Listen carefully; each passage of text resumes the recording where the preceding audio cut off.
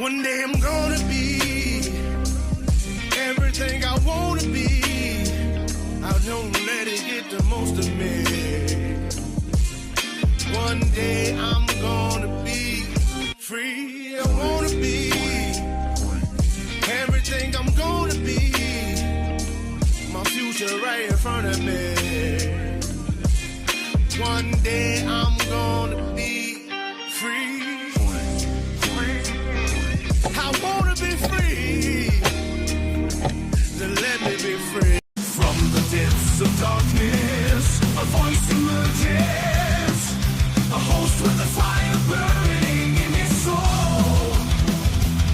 With a heart steel and a spirit unbroken.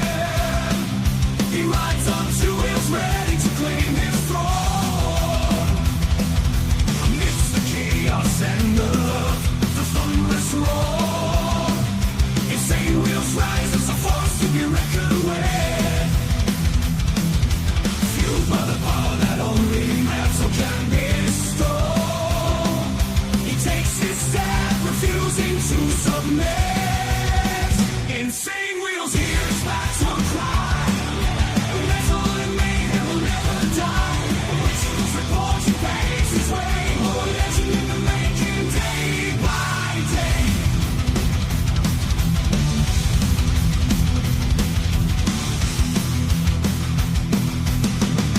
Man, oh man, we made it to Thirsty Thursday, man. Good morning to everybody. Shit. We outside. Not really, we're inside. But great to see everybody. Hopefully everyone's enjoying their morning, afternoon, evening, wherever the hell you guys are tuning in from. Much honor and love, respect to you guys, man. We got a lot going on. As Papa Penguin says, let me go ahead and bring it up. Shit keeps getting weird. Let's see, flash floods, people using boom booms on cops, dogs and cats are living in harmony. Absolutely, we're living in a wild landscape right now, for damn sure. We're covering it all, too, watching it all happen in 4K. So, ladies and gentlemen, we got it titled today that multiple officers shot in Virginia, as well as Trump and Putin meeting is tomorrow. So we have a little bit of an update on that. And I think it looked like Trump actually threatened Putin, and if he doesn't settle the war, essentially. Anyways, and then we actually have 4 dead in Tennessee from a flash flooding that happened last night or yesterday. So we have Chattanooga flooding. That's where it is over there in Tennessee floods. Then we have a Texas school bus rollover crash that happened yesterday as well. It was right after the show that we did yesterday morning. This came out right as soon as we ended.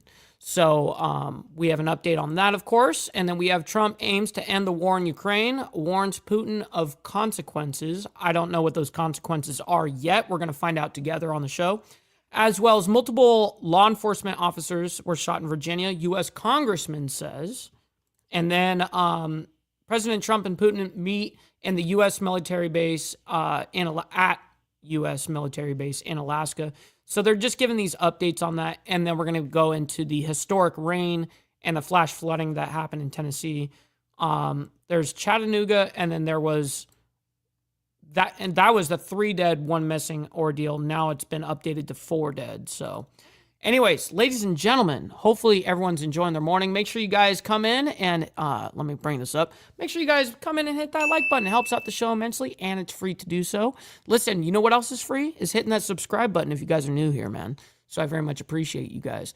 Speaking of, we got Motobomb that rated us from his side. I really appreciate the love and support that you've done for the show, man. I really appreciate that. So welcome in, everybody, from Motobomb. Absolutely. All right, so starting on a little money, though, please consider becoming a member starting at $2.99 a month. We're making sure we're not breaking the bank out there with anybody, but check it out. This is the way that we get to speak the way that we do and get paid for it. You know what I mean? Honest truth is, if we relied on advertisement for this channel, we'd probably make about $150, $180 a month, maybe. So it's because of you guys that we're able to do this. So thank you guys to the Breakfast Club. Little side note here, follow my Instagram at BallValveTV, where I post everything behind the scenes of not only my life, but as well as the show, Millennial Food Time, breaking news, all that great shit. It's a great way to get a hold of me one-on-one. We also have a Discord link that's in the description box of every single video, so make sure you guys join up on that. It's where we all in the Breakfast Club hang out after the show, continue the conversation, and it's a family in there, man. So I really appreciate you guys joining up on that. Last but not least, okay, every super chat, gifted membership signups, super stickers, all these things are going to be presented live onto the show, of course, and shouted out. But if you guys would like to skip that YouTube 30% brutal cut that they take from your hard-earned cash, we have these platforms scrolling for the remainder of the show. And of course, I have it ready to go. So if anything does come in, I will shout you out immediately. I got the email up. So, all right, ladies and gentlemen, we're going to go ahead and get into the ordeal. But real quick before we do, got to say good morning to our people, man. We got to definitely do that, man. We got Carney's right up in the building. Good morning, kind sir. Great to see you. The Process, my man. Great to see you as well. Sick Bastard. Always a pleasure having you in here, man. You're a really good dude. I can really tell that. Papa Penguin as well, my man. Good morning, kind sir. We got Brother Frank, my man, as well. Glare 1%er, good to see you. Brandon Smith, great to see you as well. As Lappy, good morning, good morning. Hopefully you're all enjoying your morning so far. We got Prez up in the building. We got Get Some, my man, great to see you. Good morning, good morning. And we got Rabbit of Chaos, great to see you as well. And no, she's actually about to come back, just so you know. So she is about to re-enter the chat and hang out with all of us. It's going to be a great time. We got Rob's neighbor saying good day, chat. Great to see you, by the way. All right, let's go ahead and get into the madness today. We're going to go ahead and bring this up and bring the playback speed a little bit. 1.25 here. You are taking a look at some of the video coming in out of the Chattanooga, Tennessee area, where you can see extreme flooding that struck that area. We know that at least 3 people are confirmed dead after that heavy rain. And it's been updated to 4. Some of the video out of Hamilton County. Officials have been surveying the damage throughout the day today as a local state of... Look at the draining system there. It just cannot keep up.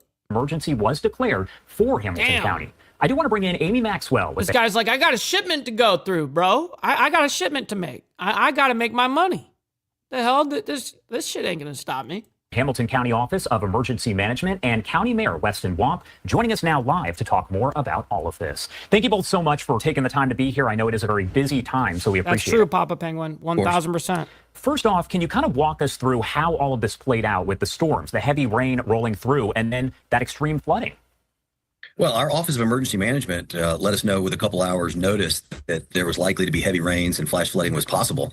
I was at dinner for my daughter's 9th birthday, and like everybody in town, began to see videos of accumulating rainwater on some of the major thoroughfares here. It ended up shutting down I-24 completely in both directions as a classic flash flood situation. East Tennessee and Western North Carolina, in the most extreme of circumstances, have seen what flash flooding can mean. And so we were taking it seriously from the very beginning of the... Man, it's all over, dude. That's crazy. Look at this underpass. That truck is completely underwater. This car is almost completely underwater. Holy shit. Situation. That car over there was completely submerged over on the right. And had a multi-agency response. Look at this. That's the car that I was just saying. It was submerged over there on the right side, and there it is. Holy shit. Excellent.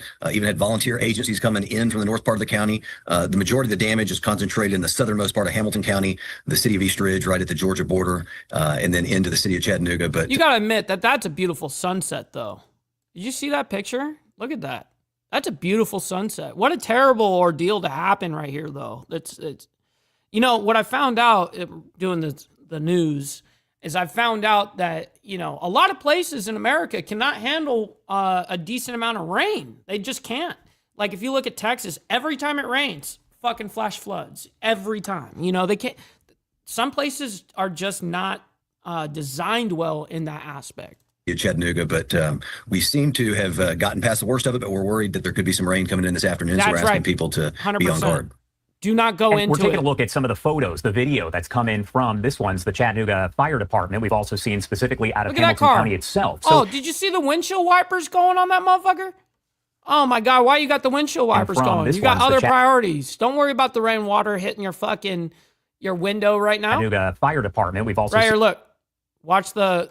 specifically out of Hamilton. They're going like The guy's got his window down, just allowing water to pour into the fucking car like an idiot. I mean, it's already done. At this point, you need to get out of the car. Nothing's going to happen here.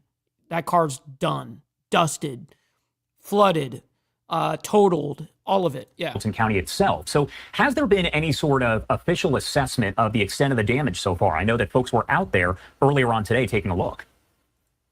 Well, Amy and I were both out earlier today with TEMA and the Office of Emergency Management doing an assessment, working with the amount of damage that must happen from these floods. I'm speaking from only an observer standpoint, you know, whether it be this situation in Tennessee or North Carolina, New Mexico. I mean, we have lots of places, Texas. It's crazy the amount of damage. Florida especially, they're all over there on the East Coast. Yeah, I mean, I can only imagine the amount of damage, like having your house underwater, dude. Like, I couldn't imagine that. There are so many things would be just ruined. the state and city officials. We're with the Mayor of East Ridge, Brian Williams, taking a look at damage, going business to business, home to home. What's up? We got Anson up in the building. What's up, Clippy Lestrange? And making sure that folks know who to reach out to, but also doing calculations at a preliminary stage to make sure that we get all the support to residents here that we can. How does this flooding compare to what the Chattanooga area normally sees as far as flooding goes? Well, this is extreme. I mean, this is the lowest lying part of the county, and it's a city that's known to have occasional flooding issues, but this appears to be the most flooding we've had, or the most rainfall in a short period of time since 1973. 7 inches of rain between 5 p.m. and 8 p.m. And so this was extreme flooding, flash flooding, and you know, which should be differentiated from flooding. I think there's some frustration. Real quick, Motobomb, he says, off to work, we'll be listening. Hey, man, make sure you ride or drive safe, man, and get there safely. And thank you for the raid again, bro. I really appreciate the amount of love and support. And thank you guys for hitting that like button, by the way. Very much appreciate that. All your laborious work there. How did the interstate flood is one of the questions that we've gotten. Good morning. And the bottom line is when you see this type of rain in such a short period of time, anything can flood. And I do want to pop up more of that video that we do have coming in out of that area. This one from Fox News itself, but you can see. Real quick, we got Joseph up there, our favorite snow Mexican up there in Canada, saying, good morning, Mr. Ball, Lucy Breakfast Crew, Bob, and can't forget the haters. Stop the snow Mexican cap. Stop the cap. Shit. W comment, by the way. Yes, sir. Always appreciate you hanging out with us. Just the high water there. And sadly, we do know, as I mentioned, that there are fatalities. What do we know about those who lost their lives? And at this point, is anyone still considered missing? Yeah, we actually do have one. There was one missing, but there's not one missing now. So I think all these images here are going to be the same images that we just saw here. So we're going to go ahead and stop it here because we have an update regarding this whole ordeal. That was as of just like a couple of hours ago. So that was from yesterday evening, and we have an update on that here in a minute. But we're going to do a little transition here.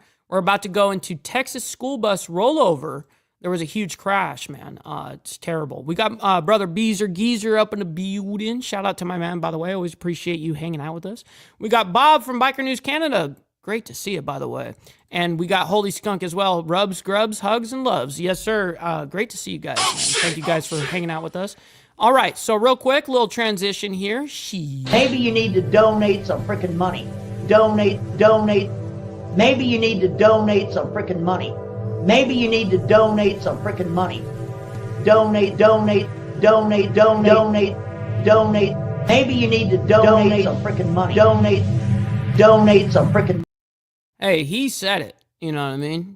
We do have some breaking news that we are following for you out in Texas of a school bus crash. This is coming from Fox 7 Austin's Katie Pratt, talking about the breaking news here on X, saying, oh, shit, real quick. Bob says he's got an interview tonight up there. That's going to be awesome at 9 p.m. Is that Eastern or is that Central? Let me know. And I think you're Eastern, I think. So that's 8 p.m. my time.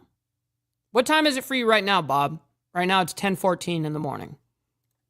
Are responding to Leander ISD school bus rollover crash near Nameless Road and Ranch Drive out in. Yes, sir. That was really cool to have my dad on. He actually had some awesome perspective there and some base takes for damn sure. Real quick, Katie Pratt over there on Fox broke this news saying crews are responding to a Leander ISD school bus rollover crash near Nameless Road and Palomo Ranch Drive in northwest Travis County. More than 40 children are on board and at least 16 injuries are being reported at this time. It happened around 3:16 this afternoon, which was yesterday. We have a team at the scene now.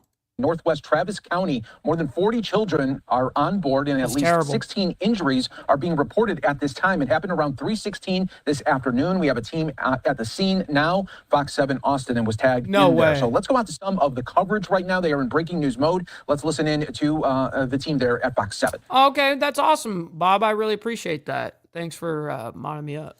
But yeah, I'll definitely try to make it tonight for sure.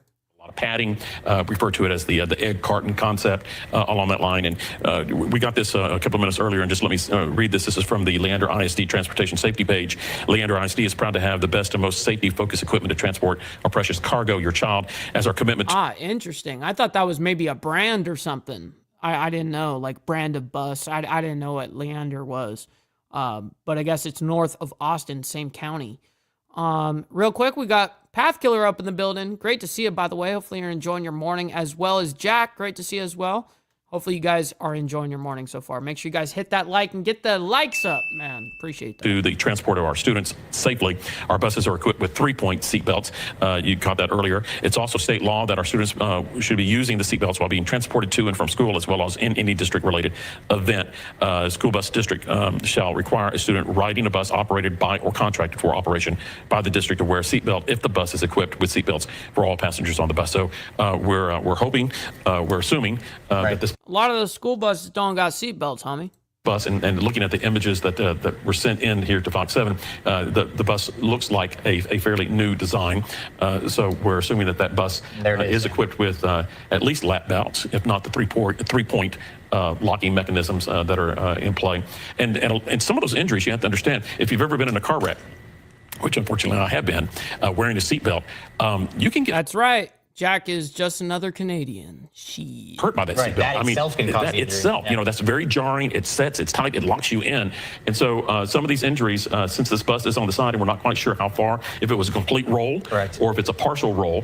That looks like a full roll, dude. Look at the top of the bus. I mean, it got dented on the top end of the bus. It looks like a full barrel roll it did. If it was a complete roll, those belts are really going to lock down tight. And so some of these injuries that are being treated there on the scene may be related to the seatbelt clamping down and keeping the kids from flying out of their seats. I remember doing stories. I'm old enough to remember that once upon a time, school buses didn't have seatbelts. And there was a reasoning for that because of concerns of... most of them still don't have seatbelts.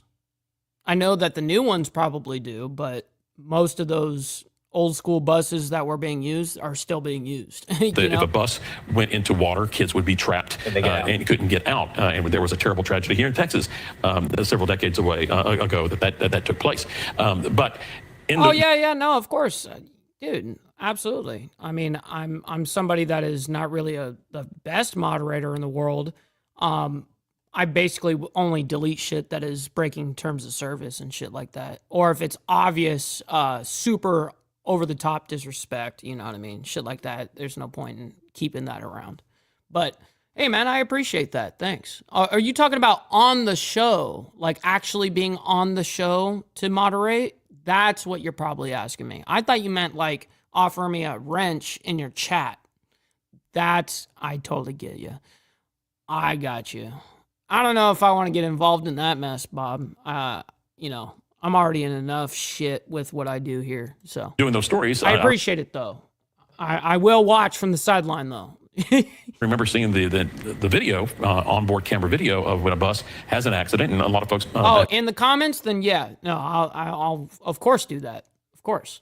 Home watching us now, maybe remembering some of those things where you see the kids fly out of their seats, and you can get really, despite the design, you can still get hurt landing hard, and so that's why we had the big push for the seatbelts. But again, those seatbelts do clamp down, and when at a catastrophic event and you're rolling. Yo, what up, chatting with Stacks, my man? Hopefully you're enjoying your morning. Great to see you on a thirsty Thursday. Hopefully you're enjoying your morning so far. Great to see you. We got a lot of craziness going on in the world today. They'll clamp down hard, and so some of our injuries may be due to the seatbelts doing their job and keeping the kids in their seats. And hopefully that's the case. That's the majority of our injuries that we have are kind of seatbelt injuries that are like bruising and maybe a little strain, ligament or two, and things like that. Maybe some bumps and bruises or a broken bone, but nothing catastrophic. But we do know, unfortunately, one individual had to be airlifted by Starflight, and then triage underway there at the scene. So it is a catastrophic event. Mass casualty event, as it was classified, and as I said earlier, a mass casualty event. Really? They didn't put seatbelts in buses because of money. It was never about safety. That's interesting. I did not know that. But it doesn't surprise me. You know, all that kind of shit doesn't surprise me. What a terrible ordeal here. Let's see. They got a little breaking segment here. Do they? No. They don't have any updated. Okay, so we'll go ahead. You guys see what the ordeal here is. We reported the numbers. We're going to go ahead and move on. It's terrible, terrible to see. We got Brother GEG, by the way. Great to see you. Hopefully you're enjoying your morning so far over there on the West Coast. You should get your audience on board with coming to meet you there. Yeah, maybe I should. Maybe I should. Yeah, so I'll be showing up for DebateCon. It's going to be awesome, actually. I'm showing up and supporting Grid, actually. Grid One Motorsports. I think he's a fantastic human being, and I consider him a friend. So I definitely want to be there and support and hang out with all the people that are in the debate sphere. You know what I mean? But so I will be there, and if anyone else wants to go, it's in Nashville. I forget the exact dates, Anson. I forget the exact dates here. But it's something like in November or something like that, 18th, 17th, something like that. Anyways, it's a 2-day ordeal, but it's very expensive. Most people look at the tickets and they're like, there's no way I can, you know. But I get it. But it's a whole party. You're paying for an experience. It's more than just that. That's why I'm getting the VIP tickets, you know. At that point, you might as well just do it. But yeah, so I will definitely be there, and it'll be a great time. So hopefully you guys decide to show up, and you guys don't have to show up for the actual convention. You guys can show up for the hangout. There's, Grid's renting out like a place, a couple studio spot where they can do debates or hangouts or conversations or whatever. So it's going to be a good time. I'll let you guys know about it when I get more information about it. All right, let's go ahead and get into the next ordeal. Trump aims to end the war in Ukraine, warns Putin of consequences. I told you guys I don't know what those consequences are, so we're going to find out together right now. Let's go ahead and bring this up. Shit. And welcome back here to Live Now from Fox. I'm Andrew Kraft. More on these top headlines. The big summit everyone is talking about, that everyone is anticipating. Trump-Putin will meet one-on-one at Joint Base Elmendorf-Richardson outside Anchorage on Friday. Fox News correspondent. Good morning, Sleeping Joe. Great to see you, by the way. Good morning. Hunter Hansen has more details on what this summit will look like. Let's watch. There's a very good chance that we're going to have a second meeting. President Trump hopes a successful meeting with Vladimir Putin in Alaska will quickly lead to another summit with Putin and Ukrainian President Vladimir Zelensky. But Trump says he'll have to feel out Putin's intentions first and isn't making big predictions ahead of time. I've had a lot of good conversations with him. Then I go home and I see that a rocket hit a... Right. Exactly. You kind of figure out that your word doesn't mean that much to dude. You know what I mean? That's what ended up happening. Oh, yeah, we're going to calm down over here. And then as soon as Putin hangs up the phone, he's like, fire the missiles. You know what I mean? Like, it's like... nursing home or a rocket hit an apartment building and people are laying dead in the streets. Ahead of the summit, the president spoke with Zelensky and European leaders. The allies stressed the need for a ceasefire before starting negotiations. They also want stronger economic sanctions on Russia if Putin does not agree. Zelensky had this warning. Putin is bluffing. He's trying to put pressure on all fronts of the Ukrainian front ahead of the meeting in Alaska. Russia is trying to portray itself as capable of occupying the whole of Ukraine. Putin reportedly wants Ukraine to give up a large portion of the Donetsk region. The idea has so far been a non-starter for Zelensky. I think we're going to have to, just like Reagan reminded us, we're going to have to trust but verify. And any agreement that is, put in writing and signed by the parties is going to have to be enforced. While the U.S. spoke with its allies, Vladimir Putin held a call with North Korean leader Kim Jong-un, who has been supporting Russia's military. In New York, Connor Hansen, Fox News. Fox News. Connor, thanks so much. I hate when he does that, by the way. It's so fucking annoying. And extra. It's extra. That's what it is. In the meantime, let's bring into the conversation right now some folks, some gentlemen who are going to help us make sense of what to expect on Friday in Anchorage. That's, of course, a familiar face to you, national security analyst and expert and retired Marine intelligence officer, Hal Kemper, and reporter at the Washington Examiner who writes on all things foreign policy. You know what's funny is I was talking to Blair, 1%er in the chat last night, and I actually didn't know the history of Dracula, Vladimir Dracula. I didn't know the history of it. And he actually explained it to me. I was like, oh shit. Like I actually did not know that. I learned a lot. I always learn a lot hanging out with Blair. He's basket of knowledge, man. It's awesome. Timothy Narazi. Gentlemen, thanks for being with us here. Hal, I'm going to start with you. I want to put up this post on X here because I think this kind of sets the stage about Putin's status in the West, or should I say lack thereof. So Christopher Rivera, he's a freelance journalist, has a screen grab there of that letter, or waiver, if you want to call it that. U.S. Treasury Department had to issue a sanctions waiver to proceed with the Trump-Putin summit in Alaska this week. It expires August 20th. So Hal, what is that? Why do we have to issue that? This allows Putin to even step foot on U.S. soil, from what I understand. Hal. Well, we have a number of sanctions in there, and of course we would have to do that just to have him come to the United States. I'm really not surprised. In fact, I was surprised that something hadn't been issued earlier because, frankly, he's effectively banned, as are a number of his senior officials. So, yeah, I'm not surprised to see that. And it's basically it's sanction waivers. Like, hey, this is the sanctions that's going to happen here. All right, well. U.S. Treasury issues sanction waiver for Putin's Alaska visit. So they're making sure that he can enter into the United States specifically for this, right? I wish I could actually read this. It's not super clear.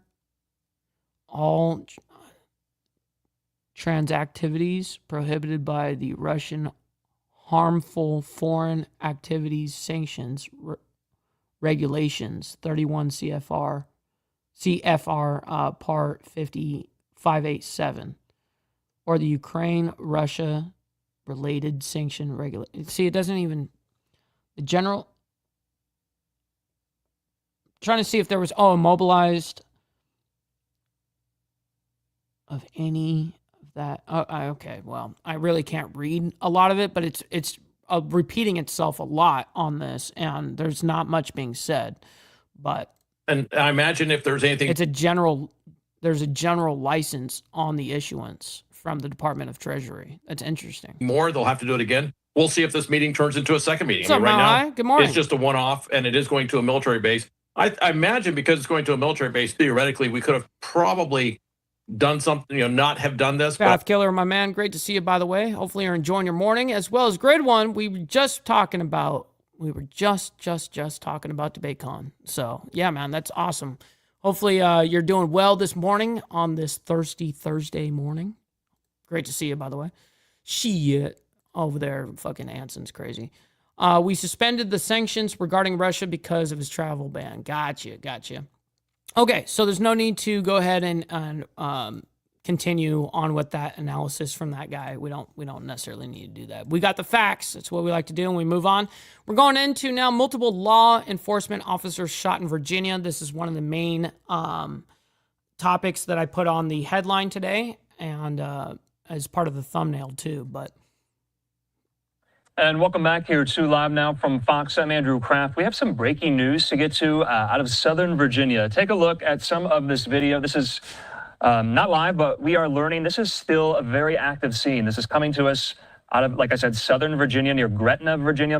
Gretna, Virginia, by the way. I tagged the location. All these places that, we talk about on these on this channel, I always tag the location of the main thing that we're talking about. And so Gretna, Virginia it is. Law enforcement officers have been shot there in Southern Virginia.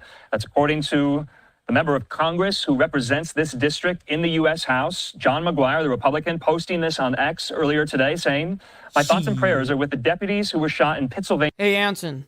Stop the cap. Shit. County, as well as their families. We're closely following the situation and keeping everyone affected in our hearts during this difficult time. Back out to some of this video here. Still, let's keep watching this. Take a look at this.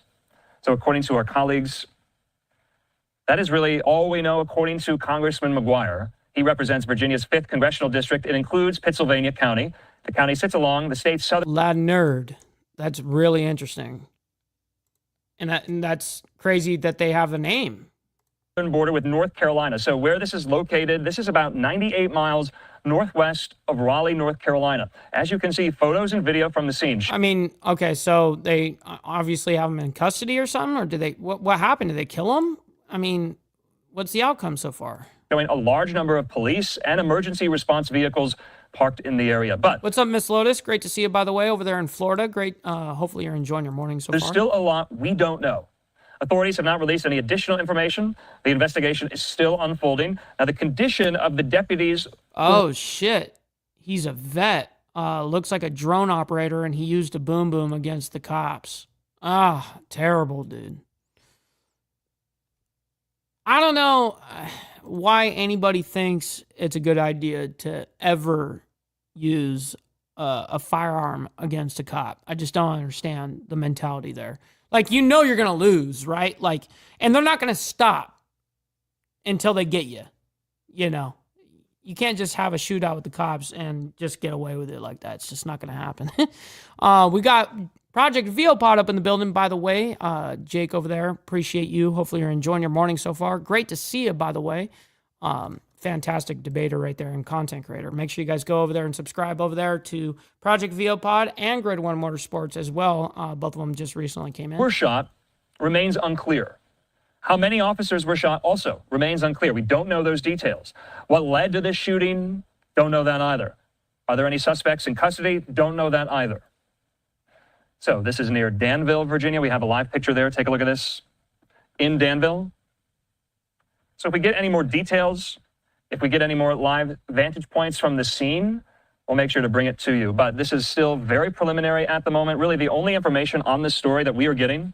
Not even oh, that's really interesting if that's the case right there. Dude was getting served for what looks like a DV/stalking stuff. That's really interesting. What the fuck? From law enforcement officials, because presumably they are still responding to what is an active scene. We're getting the information from the Republican member of Congress who represents this. This is Virginia's 5th congressional district. That's Congressman John McGuire. Let's read it again.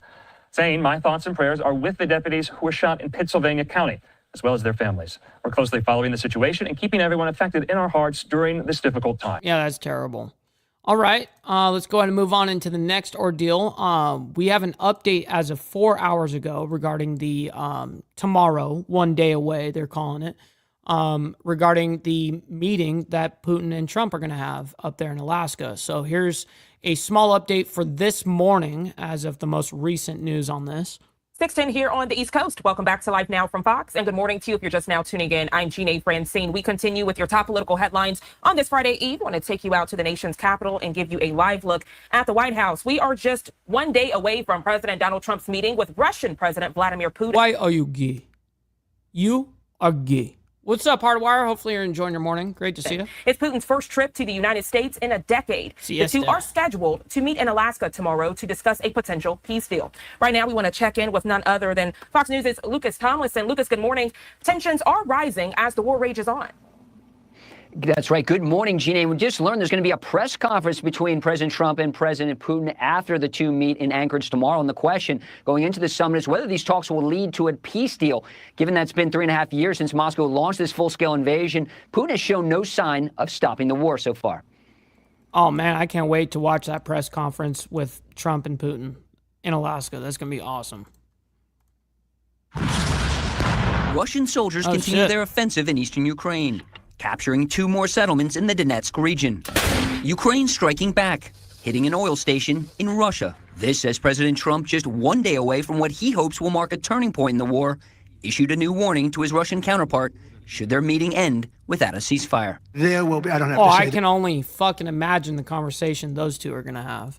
There will be very severe consequences, yes. That none of us will ever know. And leaders on a call with Trump, including Ukrainian President Volodymyr Zelensky, urging the U.S. not to make any peace deal without a ceasefire first and with Ukraine at the table. There can be no negotiations about Ukraine without Ukraine. And that's been a long-standing principle of this group. Trump says if his meeting with Putin goes well in Alaska, there could be another very soon. I would like to do it almost immediately, and we'll have a quick second meeting between President Putin and President Zelensky and myself if they'd like to have me there. Vice President J.D. Vance, visiting American troops in the UK, talked about what it would mean to end the war. We are going to make it our mission as an administration to bring peace to Europe once again. As part of any peace deal, Zelensky says Russia must return all of the Ukrainian children kidnapped over the course of the war. Those estimates to be in the tens of thousands. Sinead?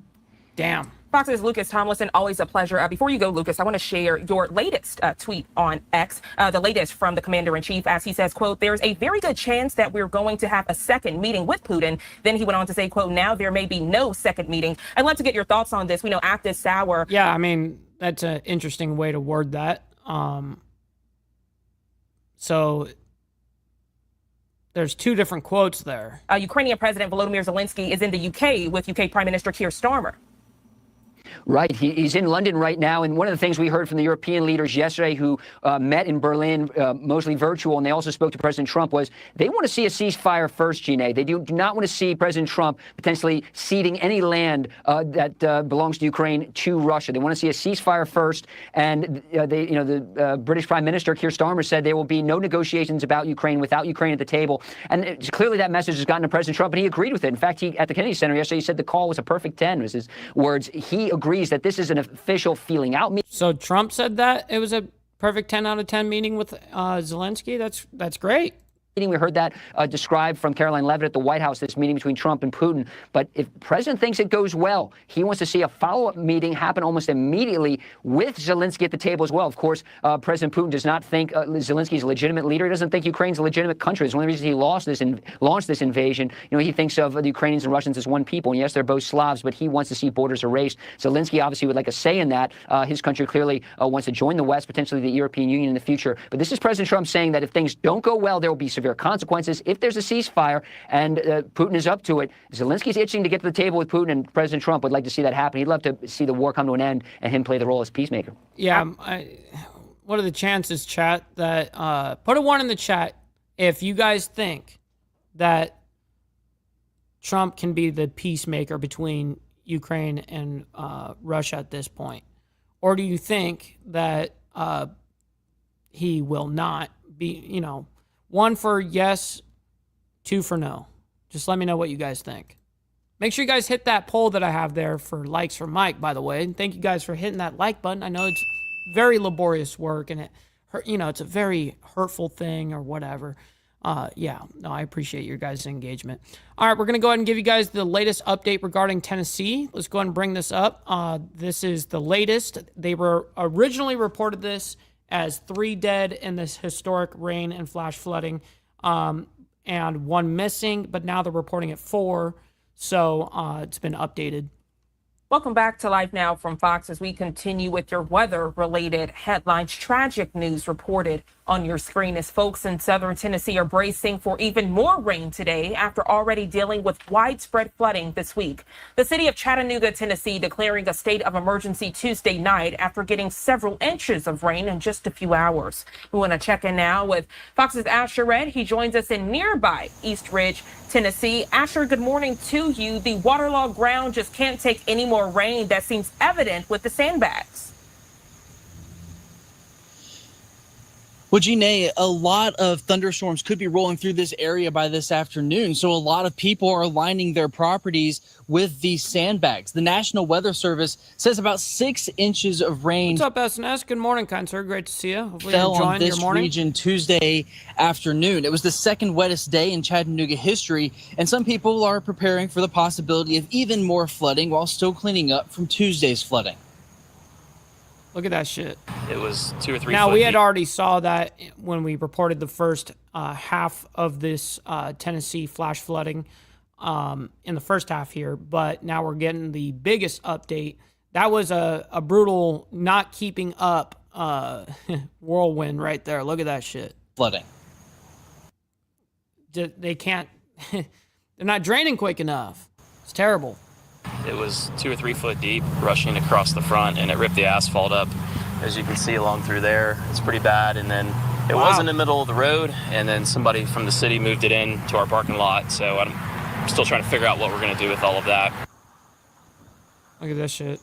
In one suburb, That's 3 not even people bad. died when the flood sent a tree falling onto a car. There it is. At least one person is also missing after they were last seen walking through a flooded. Look at this. There's like 4 cars like this. Like 2 people got their windows down. They must have gotten out. But there was one person that had their windshield wipers on and they were still in the car, like trying to get, and they were like submerged, water pouring in. Roadway. And the Chattanooga Fire Department had to rescue dozens of people from cars and from their homes.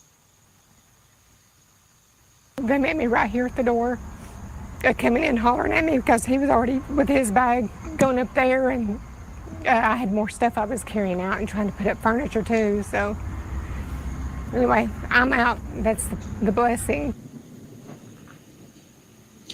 And rescue crews estimate they got somewhere over 400 911 calls the night of the flooding. Wow. And they think that the state of emergency could last at least 7 more days. Janine? Damn, that's terrible. All right, Fox's Asher Red, they're reporting just tragic news and definitely keeping those families in our thoughts and prayers. I'm actually from Memphis, so Tennessee is near and dear to my heart. Asher, thank you so much for providing that perspective. I didn't know that, Gene. And being sensitive about the situation. Have a great rest of your day.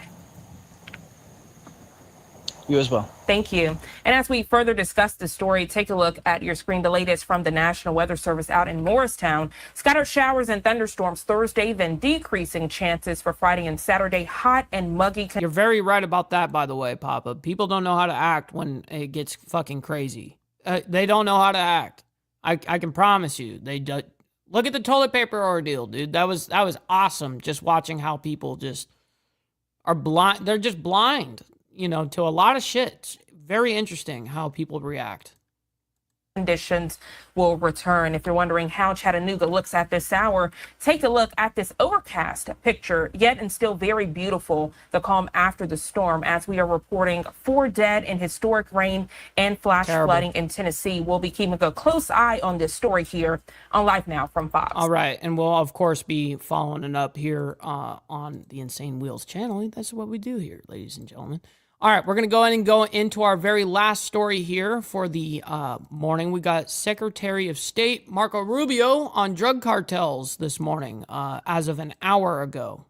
Question, if I may, in English is just asking about whether U.S. forces will be involved in the Western Hemisphere going after drug traffickers and drug trafficking networks. There are designated... What's up, Gas Mask? Good morning. Hopefully you're enjoying your morning so far. Great to see you. Narco-terrorist groups operating in the region, some of them utilizing international airspace, international waters to transit poison into the United States. And those groups will be confronted. The president's made that clear from the time he operated. And specific question was about the Cartel de Suns, the Cartel de los Solos, which is a criminal organization that happens to masquerade as a government. The Maduro regime is not a government. It's not a legitimate government. We've never recognized them as such. They are... So I'm guessing Paraguay's foreign minister, I'm guessing that's what FM means there. A criminal enterprise that basically has taken control of national territory of a country, and who, by the way, are also threatening U.S. oil companies that are operating lawfully in Guyana. So the president's been very firm. Anything that's a threat to the national security of the United States. Yeah, I saw that there was something like 40 cartel members or something like ridiculous. 40 like high-end, you know, cartel members were extradited to the United States yesterday. That's what I heard. I don't know what the actual number is, but I do know that happened. States he's going to confront, and but obviously I have nothing further. I think this is why he's talking about it right here. To that at this point. Thank you. How are the preparations for the Putin-Trump meeting going in Alaska? They're going very fast because this was put together very quickly, and it's in Alaska, so we've got to get there. We'll see how tomorrow plays out. As the president said, his hope is to interact with Putin tomorrow and sort of get a sense very quickly and early whether a peace is possible or not. The president's spoken to him, I believe, 4 times by phone. I felt it was important to now speak to him in person and look him in the eye and figure out what was possible and what isn't. This is the president of peace. He wants that war to end. He's going to do everything he possibly can if he sees an opportunity to talk about achieving peace. And we actually have an update. We have some breaking news after this, by the way. So this will not be our final story. It's almost over, though. It's quick. He's going to pursue it, and we'll know tomorrow. Dragon Classic, good morning. As the president said, probably very early. Hook Dog as well. Good morning to you guys. Hopefully you're enjoying your morning so far. Whether something is possible or not, we hope it is. Sobre el crimen que acaba de ser enterrado en Colombia, no sé si le preocupa el aumento de la criminalidad o de la violencia política en este país, en Colombia. En Colombia. Sí, bueno, es muy lamentable lo que hemos visto con la muerte del senador Uribe. He said in Colombian, so he's speaking in Colombian. Como Colombia, que ha sobrevivir tantas épocas que se encuentran y a los esfuerzos, lo que se pudo lograr.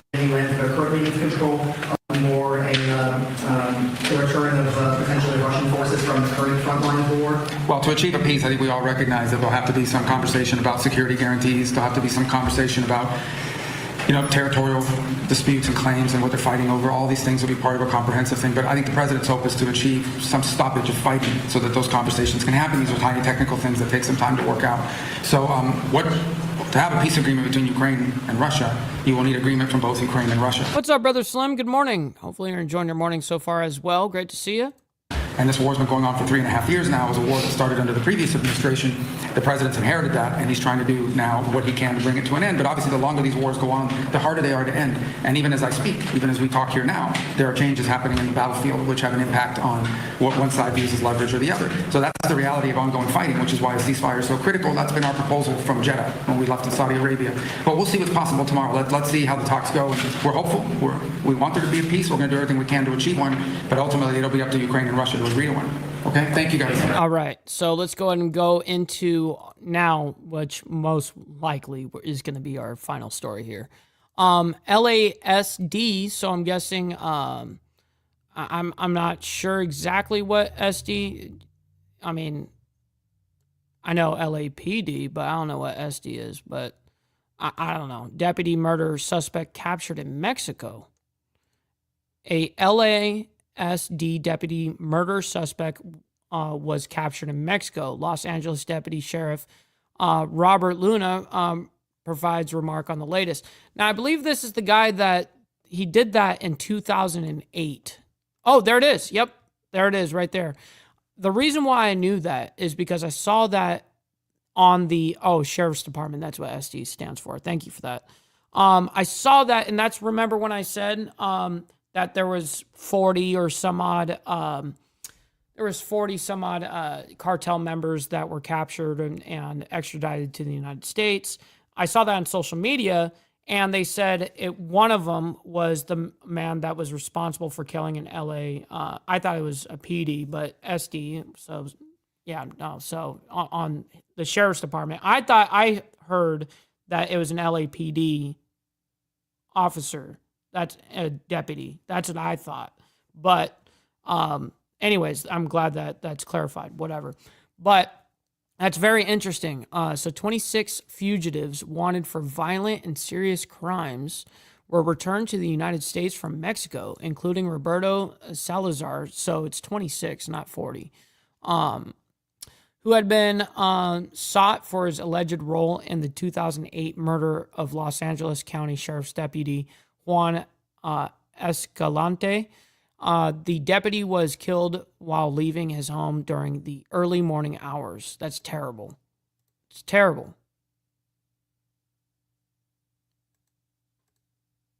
All right. People to my left and to the right. And really what this means is this was amazing teamwork, any way you put it, whether it's the law enforcement agencies that are represented here or the family that is here in support of what happened. Today marks a significant and long-awaited step towards justice in the case of the senseless murder of our Los Angeles County Sheriff's Deputy, Juan Abel Escalante, which occurred back on August 2nd of 2008. After 17 years on the run, 38-year-old fugitive Roberto Salazar has finally been returned to the United States to face justice. The Mexican Attorney General's office and the Mexican Security Ministry can't just kill our fucking people, our cops, and go back to your home country and sit there in peace. Nah, fuck that. You just killed one of our people, dude. Have confirmed the transfer of 26 individuals to the United States. Following an agreement with the U.S. Department of Justice. Shit, hell nah, motherfucker was all talk. That it will not seek the death penalty in this specific case. This transfer represents the culmination of tireless and unwavering work by a broad group of law enforcement detectives from the Sheriff's Department, the Los Angeles Police Department, and the U.S. Marshal's Office, along with our District Attorney's Office. Among them, I want to especially recognize Sheriff's Homicide Unsolved Detective, or Unsolved Unit Detective, I should say, David Ishibashi, whose relentless commitment to this case embodies the best of what we all stand for. Ishibashi. Emotional damage. From the very beginning, our investigators have worked side by side with the Los Angeles Police Department and our federal partners at the U.S. Marshal Service, leaving no lead unchecked and no effort spared. Now, just a little bit of the background on what happened back in 2008. In the early morning hours of August 2nd of 2008, Deputy Juan Abel Escalante, a dedicated public servant, a husband, a father, and a very proud member of the law enforcement family here at the Los Angeles County Sheriff's Department, was ambushed and killed outside his Los Angeles home as he was getting ready to leave to work.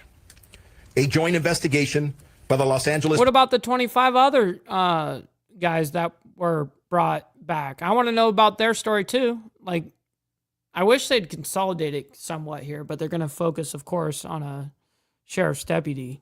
Police Department's Robbery Homicide Division and our Los Angeles County Sheriff's Department Homicide Bureau quickly identified suspect Roberto Salazar, a known criminal street gang member, as one of the suspects involved in the murder of Deputy Escalante. While 5 other suspects What gang? were arrested, Salazar fled to Mexico and eluded capture for What's up, Dark Horse? Great to see you, by the way. One of Alabama's finest. Great to see you, kind sir. over a decade. Good morning. In 2009, Salazar indicated in a federal RICO case targeting the criminal gang he had ties to, and a series of warrants followed. A federal warrant for his arrest was issued in September of 2009, followed by a Los Angeles County Superior Court felony warrant in 2011 for the murder of our Deputy Escalante. Salazar is believed to be the passenger in the suspect vehicle on the day of this murder. Despite multiple failed attempts to arrest him over the years, our resolve never, ever wavered. Then earlier this year in March, Mexican authorities working with the U.S. Marshal Service Technical Operations Group developed information which led to the location and eventual arrest of Salazar approximately 3 hours south of Mexico City. After months of legal proceedings, his extradition has finally been secured. Our goal was always, This is pretty radical.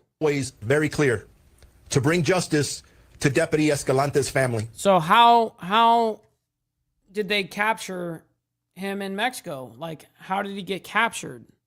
Did the Mexican authorities finally cave in and go, okay, we'll give you this in a negotiation deal? What happened? We have never forgotten our brother, Deputy Juan Abel Escalante. Okay, I understand. But let's A bit get more to the about facts here. Juan. No, I don't want to know. I don't want to know more about Juan. Deputy Escalante was a family man, touch with them, including attending graduations, justice, and will now answer for his alleged role in this brutal and heinous crime. In a United States courtroom and in the community where Deputy Escalante served his community and gave his life.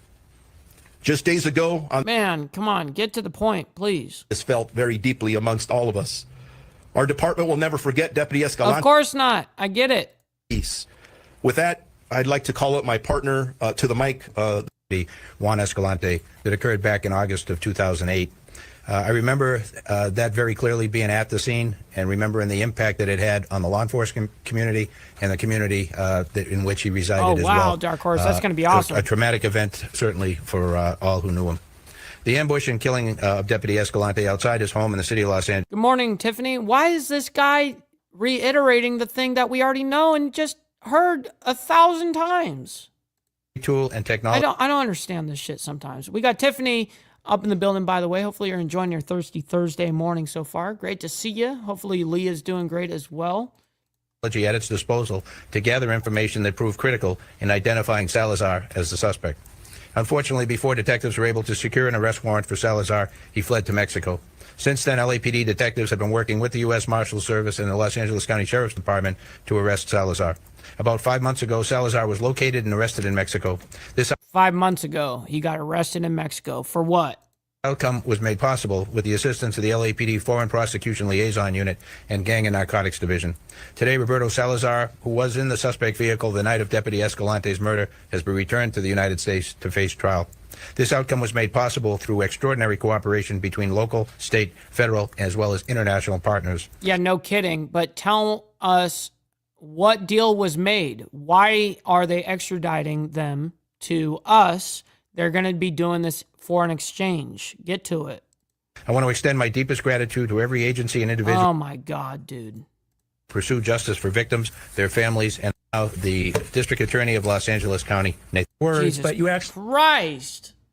It's like parting a puzzle together. Jeez. We get to see that played out in this particular case. On August 2nd, 2008, a brutal and tragic killing of a member of our law enforcement community happened. Los Angeles Sheriff's Deputy Juan Escalante. And as you heard, what then happened was law enforcement and the district attorney's commitment to bring these killers to justice. And working with the yes. Working how? Angeles Sheriff's Department, working with the Los Angeles Police Department, prosecutors in my office and the DA's office, in particular, John Colello and Phil Sterling, began that mission to bring these. Don't forget that all these guys up here, they're also professional politicians. Just so you guys know, I'm sure you guys know that by now, of course. But all these guys, that's what their actual job is being a politician. Killers to justice. There were 6 people involved in this absolute brutal murder. 5 of them have already received justice and been through the system. The shooter was named Carlos, went by the moniker Stony Velasquez. He actually pled guilty to first-degree murder with special circumstances and is doing a life without the possibility of parole sentence. Guillermo Hernandez, also known as Flea, was one of the backseat passengers that day. And he, too, pled guilty to voluntary manslaughter with a gang allegation and is doing 24 years in prison. Jose Renteria, he went by the name Snapper. He actually went ahead and... Snapper sounds... Hey, motherfucker, don't mess with Snapper type shit. Went to trial in this matter, and he is the one who supplied the murder weapon to Mr. Velasquez. After going to trial, he was convicted on the charges, and he is doing life without the possibility of parole in prison. Arnaldo Pineda also went by the moniker Nolo. He was the person that was forced to drive by Mr. Velasquez, and he cooperated and testified for the people at the preliminary hearing and the trial of Mr. Renteria. He was sentenced to 14 years in state prison. The 5th person is Armando Albaran. He went by the moniker Chivo. He actually was formally extradited by Mexico back on December 14, 2012, and he pled guilty to first-degree murder and is serving 25 years to life. Mr. Salazar, Roberto Salazar, went by the moniker... Well, 25 years is considered life. So 25 years to life, you're like saying 25 years to 25 years. Scandalous. He has been charged in these various complaints. He is looking at the What's up, David? Good morning, kind sir. Great to see you, by the way. Maximum sentence of also life without the possibility of parole. This could not have happened, but for a relentless pursuit of justice. Okay, tell us finally what the negotiation was with Mexico to make this happen, please. By the District Attorney's Office, by the LA Sheriff's Department, by the Los Angeles Police Department, joined by our federal partners, particularly the U.S. Department, the U.S. Marshals, and also the U.S. Department of Justice, then working with an international cooperation with the Mexican authorities to make this possible. Our prosecutors, Eric Sedal and Carmen Mejia, will be prosecuting Mr. Salazar in the upcoming preliminary hearing, and then ultimately goes to trial, going to trial. As I say, in every one of these situations, he is presumed innocent until and unless we present evidence beyond a reasonable doubt to convict him in a court of law, and we will. Again, my thanks to this very, very cohesive partnership that we saw in this case. My words go out to the Escalante family. That relentless pursuit of justice is not over. All right, we don't need to hear that part. So he's not going to give us any actual, hey, this is the deal that we made. Yeah, so we have a lot better update in what Papa just said here than what All of those politicians basically said. In February, Trump has cartels designated as FTOs. End of February, Mexico turns over a couple of dozen. Last week, Trump signed a secret executive order giving the green light to agencies to hit cartels. Now they give up more. Interesting.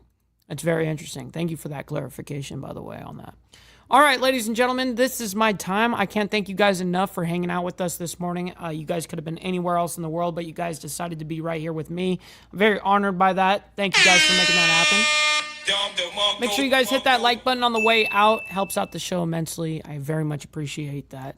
All right, ladies and gentlemen, stick around for the raid. We're going to be sending you guys off to Black Dragon.